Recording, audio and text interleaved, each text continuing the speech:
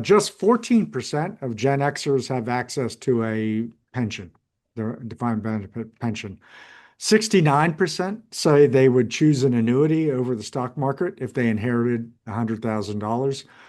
From ACLI's perspective, we know that people value lifetime income, and annuities essentially act as a personal pension, if you will, one you have to create for yourself as a solution. We look at ourselves as giving people tools to manage the risks in their lives. Could you speak to why access to annuities would be a positive thing for people looking to retire?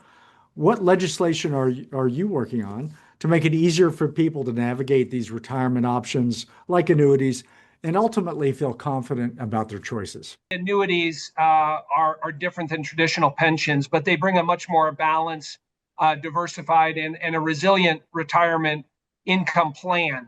You start off with that, and that's a positive thing. And as we've seen in Jimmy and I's lifetime, traditional pensions are going away. They don't exist anymore. Kind of what we grew up with, or our parents grew up with. And so now you got to look at other options, and clearly annuities provide a reliable and guaranteed steady income moving forward. And I think there's a recognition by the Congress, particularly on the Ways and Means Committee, that that's the kind of the right approach to take to offer that protection from market volatility moving forward. And so this ensures that retirees don't outlive their savings, and that's kind of the goal with annuities. Doesn't mean that you don't put guardrails around them, and you be careful about how you do that.